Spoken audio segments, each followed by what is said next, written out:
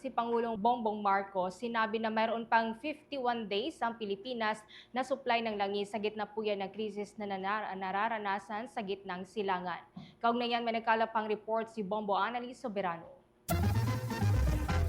Tiniyak ni Pangulong Ferdinand Marcos Jr. na may sapat na supply ng langis ang bansa sa loob ng 51 na araw, kasabay ng patuloy na hakbang ng pamahalaan upang mapanatili ang sapat ng inventaryo ng fuel sa gitna ng labanan sa Middle East. Sa mensahe ng Pangulo sa Bayan, kanyang iniulat na umorder na ang Philippine National Oil Company Exploration Corporation ng 1.04 million bariles ng diesel, kung saan 142,000 bariles na ang nai-deliver ngayong linggo at ang natitira ay inaasahang darating sa buwan ng Abril. Ayon sa Pangulo, naglabas na ang Department of Budget and Management ng 20 billion pesos para sa pagbili ng hanggang 2 milyong karagdagang bariles ng langis. Anya, makakadagdag ito ng 10 araw na buffer stock sa bansa.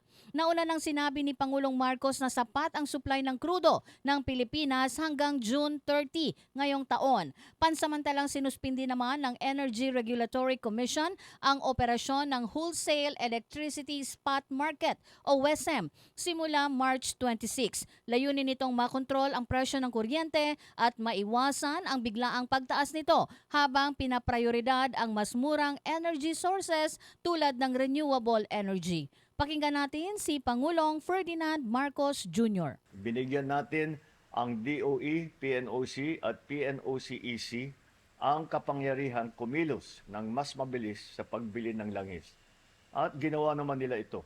Nag-order na ang PNOCEC ng 1.04 milyong bariles ng diesel. Meron ding 142,000 na bariles na i-deliver ngayong linggo. Ang natitira ay darating sa buwan ng Abril. Nai-release na ng DBM ang 20 bilyong piso para sa procurement ng hanggang 2 milyong bariles ng karagdagang langis. 10 araw ito nadagdag sa ating buffer stock. Sa ngayon, may 51 days tayo na supply dito sa bansa. Tiniyak naman ni Pangulong Marcos na patuloy pa rin ang tulong ng pamahalaan sa sektor ng transportasyon at sa mga commuters. Kabilang dito ang 50% discount sa pasahe sa LRT2 at MRT3, ang programang libreng sakay sa mga pangunahing lungsod at pansamantalang discount sa toll sa mga pampublikong sasakyan. Naglaan din ang gobyerno ng 2.5 billion para sa fuel subsidy ng mahigit 1.4 milyong driver at operator, habang higit 256,000 naman transport workers sa Metro Manila ang nakatanggap na rin ng 5,000 pesos na ayuda. May karagdagang 1.28 billion pang ipamamahagi para sa mga manggagawa sa sektor ng transportasyon simula sa April 6, 2026. Sa kabuuan, layunin ng mga hakbang na ito na mapanatili ang katatagan ng supply ng enerhiya at mabawasan ang epekto ng pandaigdigang krisis sa ekonomiya ng bansa at sa pang-araw-araw na buhay ng mga Pilipino. Dagdag pa ng Pangulo, isasagawa na rin ang nationwide distribution ng karagdagang pondo upang mas marami pang benepisyaryo ang matulungan. Layunin nitong ang maibsan ang epekto ng tumataas na presyo ng langis at iba pang gastusin.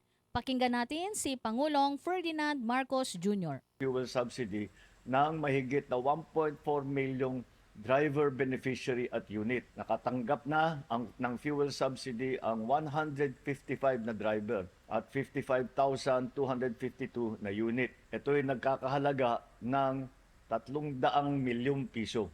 Mahigit 256,000 na transport workers sa Metro Manila ang nakatanggap na ng 5,000 na cash assistance. May 1.28 billion pa na ibibigay. Magsisimula na ang nationwide na pagbigay sa April 6. Si Pangulong Ferdinand Marcos Jr. Mula sa Malacanang, Bombo Annalise Montaño Soberano nag-uulat. And this is Bombo Radio Philippines, the #1 and most trusted source of news and information. Basta Radio, Bombo! For the most trusted source of news and information, visit our website at www.bomboradio.com. Follow us on Bombo Radio mobile app, Facebook, YouTube, TikTok, and X, formerly Twitter. Like, share, and stay connected. Anytime, anywhere.